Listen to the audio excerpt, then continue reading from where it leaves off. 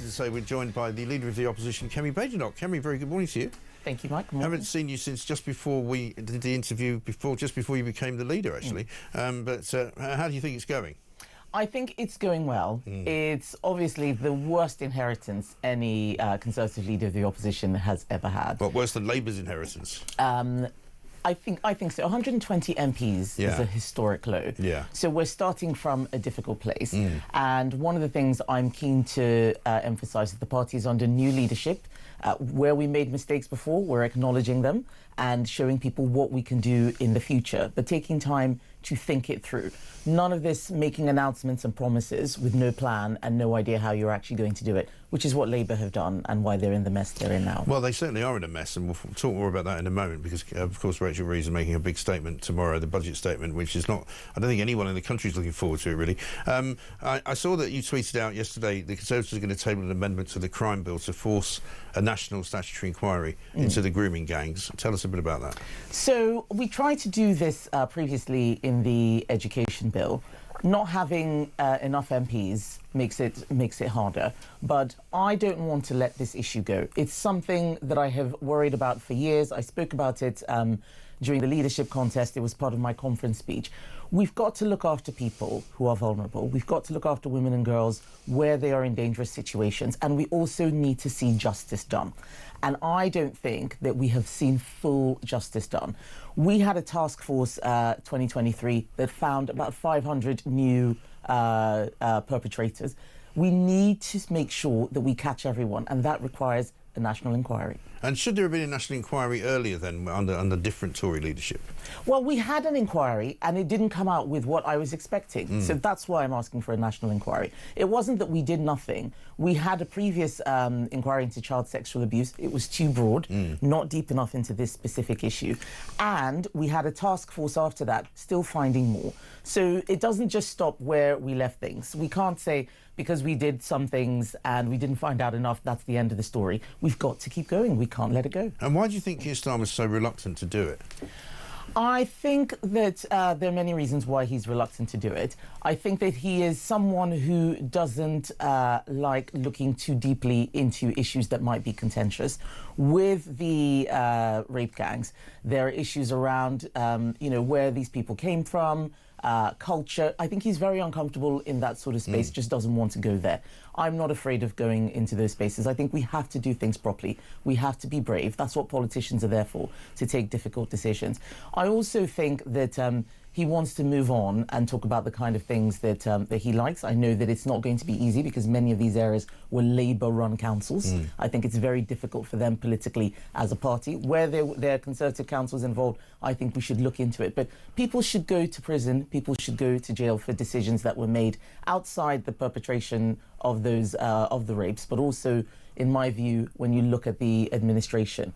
What were the police doing, councils, who got things wrong? Let's start looking at where failures were so we don't make those mistakes again. And certainly Maggie Oliver, who we speak to on a regular basis, who you'll know as well, I mean, she will tell you that it's still going on in many of these communities as well. Exactly. And so... What would be, when would you find out whether this will work or not? We tabled the amendment this week. Yeah. I'm not sure exactly when the vote will be, but I want people to know that this is an issue that we're going to keep going with. We're not just doing it because it's newsy.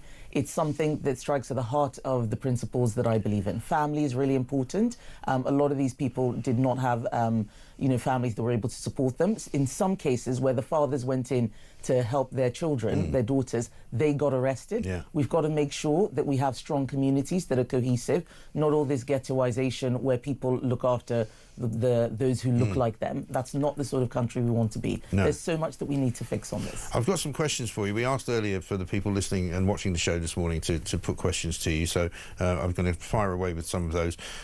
This is from Richard. He says, you say we can't achieve net zero by 2050. Would you allow for more coal power stations to open up? And are you pro-fracking? So the 2050 plan is not working. And what I've said is that we need to be real. We can't just make announcements and look like we don't, like we're not thinking anything through.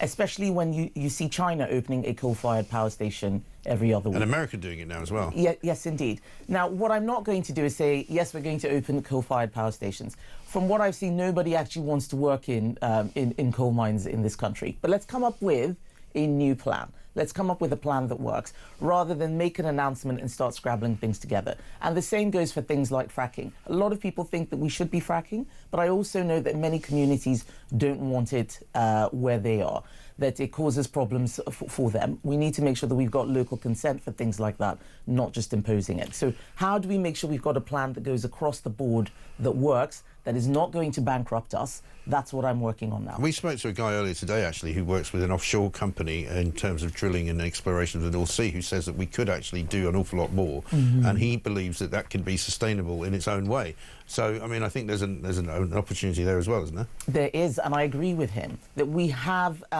resources and reserves that we're not exploiting, that we're closing down. That's one of the questions I asked Keir Starmer at Prime Minister's Questions a few weeks ago, that why are we letting these things close down when we can look after ourselves, exploit our own natural gas resources and so on? That's another question that's coming, this one from Anne. Why doesn't Keir Starmer ever answer a question in Prime Minister's Question Time?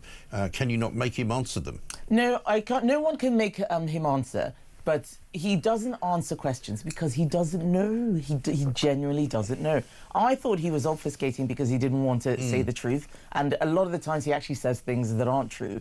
But he doesn't have answers. He didn't have a plan. And so he just keeps repeating the same words. We play Starmer bingo in the office now because we know he's going to say certain things, 22 billion, 14 years, but he's got no answers and no vision for the future. Could you not be more sort of hard line on him, though? Because some people criticise you for not being hard enough on him, and that may be your deliberate particular style. But people say, you know, because Nick Timothy last week said, you know, he told 25 lies in half an hour. Yep. I mean, could you not be more, more harsh on him? I did do that. And there was a time when he actually had to correct the record because he'd said something wrong. And I stood up and said that he had misled the House, and the Speaker called me up for it. Right. So there are these rules in Parliament about not telling people when they're lying. Yeah, you're not allowed to say it, are you? Yes, there was a day when I actually did it with a Labour MP where I just broke the rules and I said, you are a liar, you're telling lies, and that video went viral. But I got spoken to after that, and I just thought my personal reputation in that moment was more important. But he doesn't have any answers. You may have disagreed with Rishi Sunak on his policies, but he always had an answer. He was on top of his brief. Starmer is not on top of his brief, and neither is Rachel Reeves. Yeah. She is totally out of her depth, and they're sort of, you know, just floundering. Yes. They're really floundering. And you mentioned the Speaker of the House, Long Haul Hoyle, as he's now known, or Just Stop Hoyle, as we call him. Rachel's asked the question, why will no MP criticise Speaker Hoyle for spending £250,000 on his first-class flights, five-star hotels and lavish dinners, plus the £7 million on his Grace and Favour apartment, plus the portrait, £36,000. I mean, I even asked Richard Tice what he thought of it, and he wouldn't criticise him. And he said, look, you know, he's a very good speaker. Does he have this kind of power over everybody? No, I don't think it's a power over people. I think it's a recognition of the role of the Speaker. The job he does is very difficult. It's trying to maintain, you know, order out of the chaos that is Parliament is not easy. But he also is one of the ambassadors for democracy in the world. So he does travel, he meets people in other parliaments, he invites loads of them to come to the UK. So, but why do we have to pay for him to go to these places? Surely if he's an ambassador going to somewhere like the Cayman Islands, they should be paying, shouldn't they? I'm sure that in some cases they do, but remember it's reciprocal. So other people come to our country as well. And do they pay us? They pay for themselves. I mean, I imagine we pay for it. Seems like we're paying at both ends of it. Seems to be. No, I don't think that's the case. I mean, the Speaker will have to answer for his own expenses in the same way that I answer for mine. But he is keeping rules and order in place. I haven't looked at the full nature of the spending, but I do know that he is someone who tries to be fair and make sure that he's doing right by the people of this country. Well, he's got a very nice Porsche for £36,000, which apparently I paid for. Oh, has he? Yeah, I did not know that. And the frame for it for £15,000. You know, which surely is unwise, wouldn't you say? Well, I haven't had any pictures of myself framed or any portraits taken. You'll be pleased to know. Okay, well, then I can ask you another question now, because a lot of people are asking questions about Rachel Reeves. She's speaking tomorrow. First question from Simon. Should she lose her job because of what she's done to the economy? Well, I think in any other field, she would have. But I think she's actually one of the best that they've got on the Labour bench. That's the bad news, which is what's really sad. That if she goes, we're likely to get someone much worse. You listen to Labour backbenchers, And a lot of the things that they ask for are completely crazy. They would bankrupt the country tomorrow. But I do think that she's out of her depth. I remember that first budget where she made fun of me. I wasn't even the leader of the opposition. She made fun of me during that budget. And it was all about how she was the first female chancellor. Right. First, she was so proud of herself. But being the first female whatever is not an achievement if you're doing a bad job. No. And it's the people that you're working for that should give a verdict on whether you've achieved something or not. Yeah. And the mistakes that she made in that budget are what she's trying to fix now with the emergency budget that we're getting tomorrow. This is not something that's reacting to world events. She made errors. Problems have been caused, and now she's going to try and fix them again tomorrow. That's wrong, and I think that she should be judged on that basis. Yeah, and as you say, she would lose a job in any other situation. She's also in trouble again, the front pages, with more free tickets to things, right? She was at the weekend accused of taking 2 free tickets for Sabrina Carpenter, which she tried to explain away by saying that now she's got security, it's harder for her to do these things. But now, this morning, we learned that she's had another £276 worth of free tickets to the National Theatre. I mean, should there not be a law or a rule of some kind that covers politicians the same way that it covers us, for example? Because we've had business people talking to us saying, if I get a gift of worth more than £25, I have to declare it to the company. There's a thing called the Bribery Act, which means that we can't be bribed by anybody. I'm not allowed to accept freebies, but apparently parliamentarians are. So before I ask you if you've ever accepted a freebie, what can be done? Can you not put some kind of thing in place here? So we do have things in place. There are rules about what you can and can't do. We do have to declare everything, but many of the things that we get are often as part of the work that they're doing. Yeah. So, for instance, I would get invited as the Secretary of State, even as leader of the opposition, to state banquets. Right. Now, that's a very, very lovely thing. It's part of the, it's part of the official position. Yeah. That you and I get. think people would understand that. But then you then have it across all walks of life. Our constituents invite us to things where they want to talk to us about about something that's going on locally. They want us to open things. So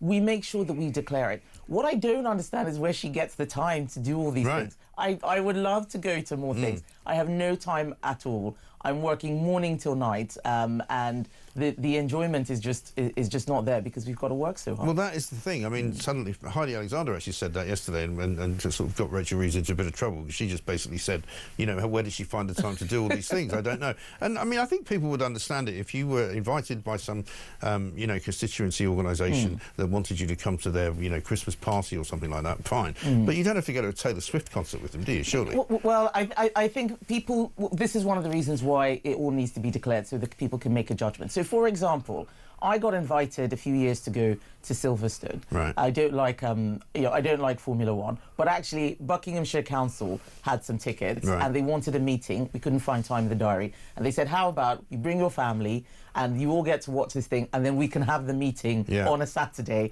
which I would never normally do. Family time is so precious. And so you say, actually, fine, this is a quid pro quo. You're taking personal time from me, but there's something else that we're getting in return. We have the meeting, and it's all declared and above board. Because people worry that I think it was a banking organisation or a financial organisation that invited her to the Sabrina Carpenter box at the O2. I know that it goes on all the time in all sorts of different walks of life, but people would also worry that they will now then have some kind of influence over her. So there is in the future. There is a ministerial code which, if you do breach, you will get sacked. So there are rules around it. And there are many people who offer things, but there's actually nothing directly related to your job. So people need to look at each of these things closely and carefully. OK. And have you taken a freebie recently? It's been a long time since. Not since you've been leader of the opposition. Well, for things like concerts and so on, no, not really. I get donations to help me with my job. So people give money and I can use it to pay for things like transport, hiring other people's services and so on. So we will always, as politicians, have people giving us things because we don't want to spend public money on on our day-to-day job. But that is the reason why we have a transparent process where everything is declared. And if there is a breach, there is a code there which you get sacked if you breach as a minister and so on. And there are investigations on the standard side when people do break the rules. OK. You've probably been following the situation with the Reform Party and what's been going on with Rupert Lowe. Lots of people have been saying there's been conversations had about whether he might join the Conservative Party. Do you know about those? I have no idea what people are talking about. If he's having conversations with Conservatives, they're certainly not people that I speak to. I think it's important that people know what they're voting for. I'm personally not a fan of a lot of people jumping ship from one party to another. People don't understand what they're voting for. And Reform are having problems because they assume that managing members of parliament is easy. They've only got 5 and they've lost 1. They've got 4 now. That's 20% of their party gone. And one of the things that I am very keen to emphasise is that we have the experience and the credibility. It is not easy managing lots of people. You look at the newspapers last year, it was always about Conservatives arguing. Now that's all gone quiet. We are unifying, we are united because I am dealing with many of the tensions and issues. I'm taking us on a journey, net zero being a classic example. Last week I said it's impossible. We need to start thinking about what new policies can be, but making sure that we're bringing it all together and not squabbling in an unseemly fashion in public. And we're talking a lot about housing this week as well, about the number of houses that are going to be built and how many of those houses might end up going to migrant families. Question from Phil is, if you win the next general election, will you put British people first for housing and not migrants? Yes, we have to. It cannot be the case that people who come from abroad get prioritised before British citizens. There are many rules that were put in place that are being exploited. Of course, when people are genuine refugees, genuine asylum seekers, we have always wanted to help and make sure that those people were made safe. But people have started abusing that system. People who aren't genuine asylum seekers are abusing the system. Sometimes we're trying to deport people. The courts end up making these bizarre rulings. You have judges making rulings that make no sense, and those are the things that I want us to start tackling. So we're going to take some time to come up with proper plans to deal with those things. But as a British taxpayer, as a British citizen, you should be able to get priority in your own country. That's not a controversial thing. It shouldn't be. Final question for you is on a voice note, which I hope you'll be able to hear. This is from Chris. Oh. Good morning, Mike. Chris from Barnsley. Just a question for the Leader of the Opposition, Kemi Badenoch. Why is it that politics in this country is so stagnant and boring? And that goes for both parties, not just the current one that's leading the country with Keir Starmer. You look at the razzmatazz of the USA and everything that Donald Trump brings with it, whether he was trying to lead the country or when he's actually in charge. There's a buzz around it, it's entertaining, it's great to watch. Yourselves and Labour, absolutely flatter than 4 o'clock. Outside of Boris Johnson, it's never been entertaining whatsoever. So I just wonder, how can you get people to vote for yourselves? Okay, that's a great question. I think that there's a lot in that. America is different from the UK. Yeah. We've got the stiff upper lip here. We're a lot more reserved. But it's also because so many people are worried about saying the wrong thing. Yes. And so we end up just having these sort of technocratic, managerialist language, and no one knows what we're talking about. I'm trying to break that mold. I'm trying to speak in a way that people understand. I've always said that I'm not a media personality. I've never wanted to be in show business. We need to be serious. But I think that there's a much more interesting way that we can do politics. I think Keir Starmer is inevitably the most boring politician of all time, and maybe that's what he's referring to. I mean, he really is, unfortunately. He could literally sort of set wood. Yes, I tell people that he's a lawyer, not a leader. He's a lawyer more than anything else. I'm not a lawyer. I'm an engineer. And that also brings its own complications. But I want to make sure that we can actually build things for people, that we can show people some excitement, some vision. And that's the work that the Conservative Party, under my leadership, has started. OK. Kemi Badenoch, thank you very much indeed. Thank you, Mike. This is Talk. We'll be back after this.